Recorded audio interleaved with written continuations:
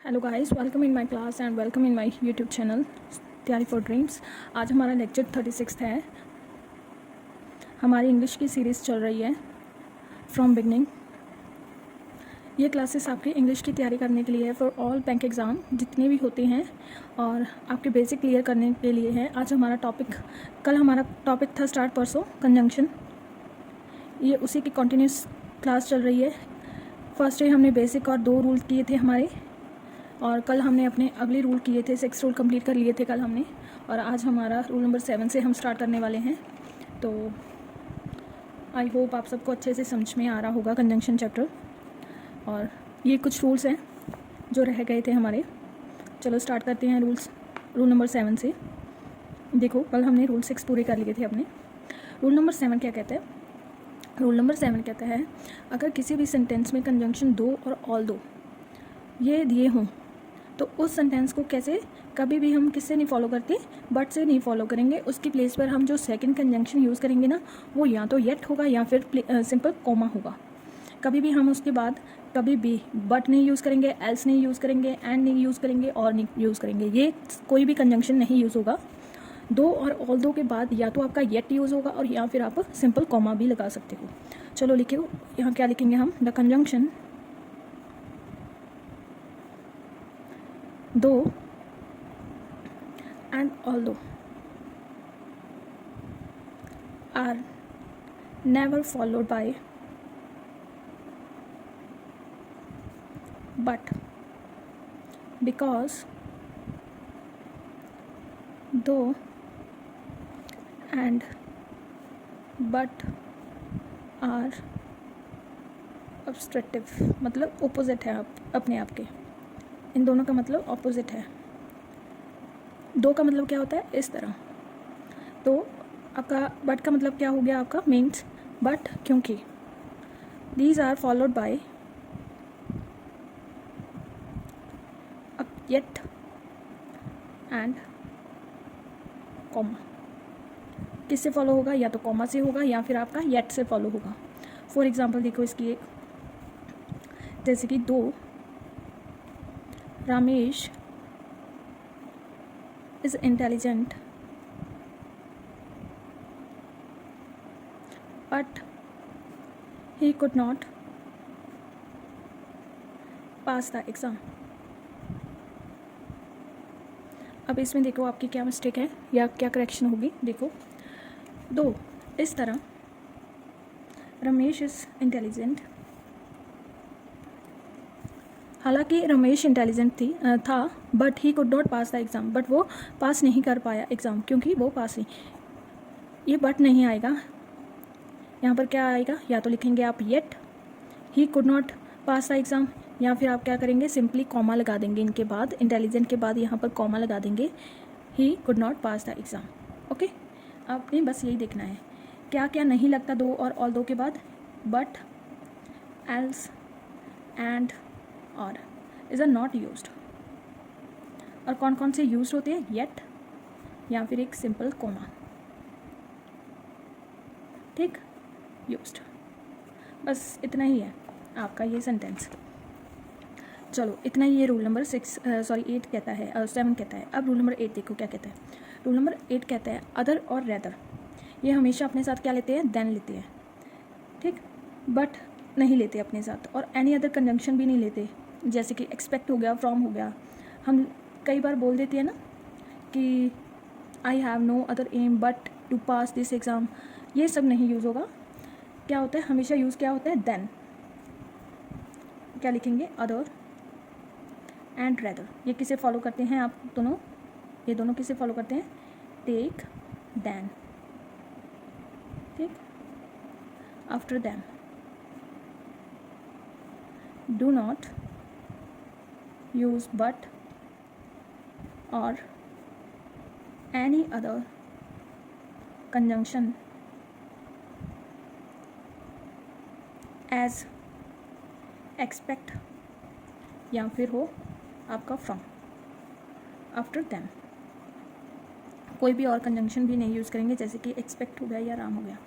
For example देखो इसकी एक, जैसे कि I have no other aim, but to pass this exam. अब इसमें देखो क्या आएगा आपका, I have no other aim than to pass this exam. यही होगा ना, बट की प्लेस पर हम क्या करेंगे, हमेशा देन यूज़ करेंगे। क्यों? क्योंकि अदर किसे फॉलो करता है, आपका देन को फॉलो करता है, ना कि वो बट को या फिर एक्सपेक्ट या फिर फ्रॉम, किसी को फॉलो नहीं करता। सिर्फ और सिर्फ किसे फॉलो करता है, हमारा देन, और सॉरी अदर और रेदर ओनली देन को फॉलो करता है। ये आपका रूल नंबर 8 था। ठीक, अब रूल नंबर 9 देखो। रूल नंबर 9 क्या कहता है, देखो।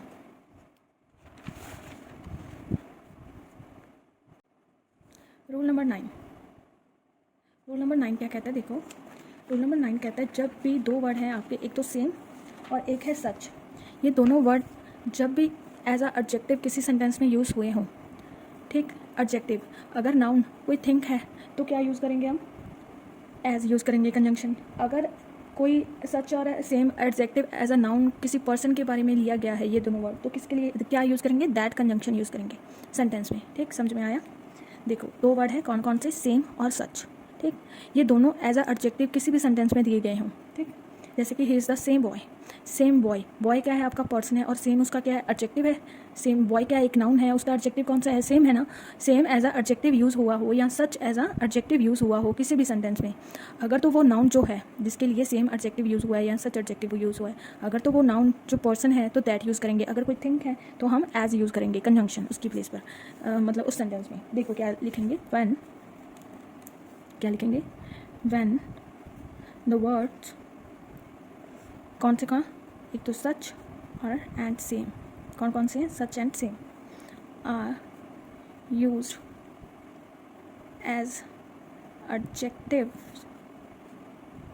adjectives, they should be followed by the conjunction as और that। ठीक, और as किसके लिए यूज़ करेंगे, as with थिंग्स के, और that किसके लिए यूज़ करेंगे, that with किसके साथ, पर्सन के साथ, कोई ह्यूमन बीइंग हो। ठीक, ये किससे फॉलो नहीं होंगे, ये सच और सेम वर्ड है जो एज अ एडजेक्टिव जो यूज़ किए गए हैं आपके किसी भी सेंटेंस में, ये कौन से कंजंक्शन आप अपने साथ नहीं लेते, जैसे कि WH वर्ड कौन कौन से होते हैं, हु, विच, व्हेन, whom, ये कोई भी आप नहीं इनके साथ यूज़ करते, but are never followed, not followed, या फिर लिख लो नेवर फॉलोड बाय, कौन से, हु, विच और whom, इन एनी केस, किसी भी केस में हो, ये फॉलो नहीं करेंगे एक दूसरे को। फॉर एग्ज़ाम्पल देखो, जैसे कि he is the same boy, वो सेम बॉय है, whom आई saw yesterday, जिसे मैंने कल भी देखा था। ठीक, अब इस सेंटेंस में आपकी क्या मिस्टेक है, देखो ही क्या है, सब्जेक्ट है, सेम क्या है आपका, एक सेंटेंस तो ये बन गया, ये क्या आपका कंजंक्शन है, और एक सेंटेंस ये बन गया। कंजंक्शन किसी दो सेंटेंस को या दो वर्ड्स को जोड़ता है, आपको पता है। अब इसमें रूल क्या, आपको सेंटेंस देखकर WHO तो या ठीक लग रहा है पढ़ने में, तो सेंटेंस तो आप क्या देखेंगे, सबसे पहले देखेंगे आप जो ये एडजेक्टिव है, नाउन है कंजंक्शन के आगे, अगर तो इसके पहले कोई और कंजंक्शन है तो हम उसका पेयर बनाएंगे यहाँ पर। ठीक, जो पेयर में आती हैं, अगर नहीं है तो जो रूल्स अप्लाई हुए हैं, जैसे कि इसमें सम सेम है, ये क्या एडजेक्टिव है, किसका एडजेक्टिव है, ये इस नाउन का, नाउन कौन सा है, ये पर्सन है, बॉय क्या है, पर्सन ही है कोई, तो यहाँ पर होम तो बिल्कुल नहीं आएगा, क्योंकि मैंने कहा है कि never followed by any other conjunction. ठीक, इन एनी केस, तो यहाँ पर क्या आएगा, पर्सन को लेकर हम क्या यूज़ करते हैं, हमारा दैट यूज़ करते हो, तो यहाँ पर आएगा that. He is the same boy, वो वही बॉय है, दैट आई saw yesterday, जिसे मैंने कल देखा था। ठीक, ये इसका हो गया रूल नंबर 9 आपका। ओके, समझ में आया ना आपको रूल नंबर 9? चलो आगे देखो।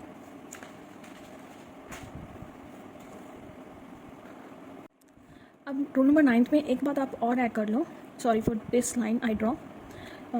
इसमें क्या बात है, अगर तो सच भी दिया है एज अ एडजेक्टिव, ठीक, एज अ एडजेक्टिव अगर सच दिया है तो हम क्या यूज़ कर सकते हो, इसकी प्लेस पर दैट भी यूज़ कर सकते हैं। जैसे कि फॉर एग्जांपल देखो, एक जैसे कि the singer sang in such a manner that all started crime. तो इसमें देखो क्या है आपका, सच हो एज अ एडजेक्टिव यूज़ किया गया हो या सच कंजंक्शन एज अ यूज़ किया गया हो, ठीक।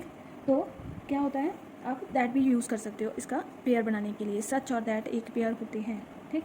ये कब होता है, जब जो ये जो सेकंड रिजल्ट लाइन हो ना, जो मतलब आपकी सेकंड सेंटेंस हो, इसके बाद सेकंड सेंटेंस हो, व्हेन सेकंड सेंटेंस शो कोई अफेक्ट कर रहा हो कि उसके पहले काम जो फर्स्ट सेंटेंस का उसका कोई अफेक्ट या फिर उसका रिजल्ट शो कर रहा हो या फिर उसका इम्पैक्ट हो, ठीक, कुछ भी शो कर रहा हो। उसका जैसे कि उसने इतना अच्छा गाया कि सारे रो पड़े, तो ये उसका इम्पैक्ट है ना, उसने अच्छा गाया या इससे अच्छी सिंगिंग की। तो इस केस में आप क्या करेंगे, हमेशा दैट यूज़ कर सकते हो, ठीक।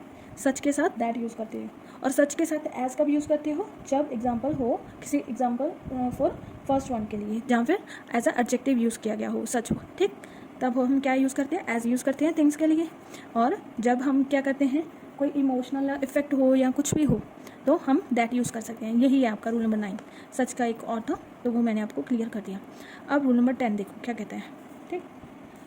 चलो रूल नंबर 10 से स्टार्ट करते हैं। रूल नंबर 10 भी थोड़ा सा सेम ही है। देखो इसमें भी क्या है, सच को लेकर ही है।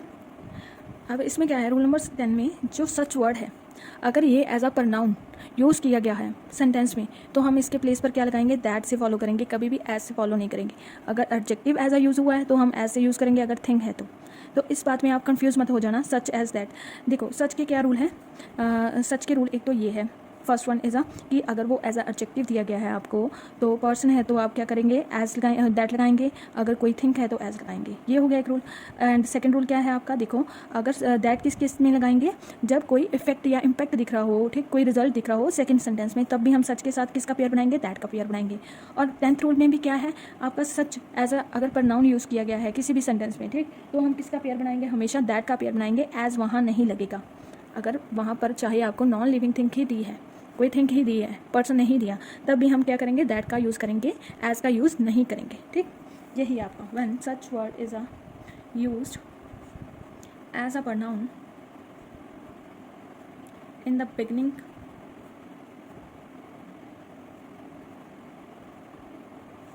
of a sentence, it should be followed by that and not by as, ठीक। यही है आपका रूल नंबर 10। इसकी एग्जाम्पल देखो, जैसे कि such was his thirst for wealth as could never be quenched, ठीक। मैंने कभी नहीं देखी जितनी उसकी बुक है वेल्थ को लेकर। तो देखो सच है एज अ प्रनाउन यूज़ किया गया है, अगर आपका sentence as a subject such से स्टार्ट होता है, या तो वो नाउन होगा या ना प्रनाउन। और यहाँ क्या है, सच वर्ड दिया है, ये तो प्रनाउन ही है, हम कभी भी सच वर्ड को एज अ नाउन नहीं लिखते। तो एज अ जब भी प्रनाउन यूज़ किया गया हो such in the beginning of the sentence, तो हम इसे किससे फॉलो करते हैं, दैट से, कभी भी एज से फॉलो नहीं करते। और यही आपकी मिस्टेक है इस सेंटेंस में, कि आपको दैट से फॉलो करना है, एज को नहीं करना फॉलो, ठीक। सच का दैट से पेयर बना देना है, सच और दैट, ये क्या है, ठीक है। और सच एज क्या है, गलत है, क्यों, जब भी as a pronoun, as pronoun, ठीक, जब भी प्रोनाउन की टाइप से यूज़ किया गया हो, ठीक। यही है आपका रूल नंबर 10 कहता, बस इतना ही था रूल नंबर 10 आपका। चलो गाइस, आज के लिए हम 10 ही रूल करेंगे अपने कंप्लीट। अब हमने आज अपने 4 रूल्स कंप्लीट कर लिए हैं, और बाकी रूल्स हम कल करेंगे जो थोड़े से रह गए हैं। तो thank you so much guys for watching my videos, and please like the videos and subscribe my channel for more videos and more clear your topics with these videos. हम लास्ट में ज़रूर इनकी प्रैक्टिस करेंगे हर एक topic को लेकर, तो आप उस चीज़ की कभी भी ऐसे मत बोलना कि ये प्रैक्टिस नहीं हो रही, सिर्फ आप रूल्स लिख रहे हो, तो आप उसकी चिंता मत करना, ठीक। चलो guys, thank you so much for watching, bye bye, tata, take care, please like, subscribe and share with your friends, and bye bye, see you in next video, take care.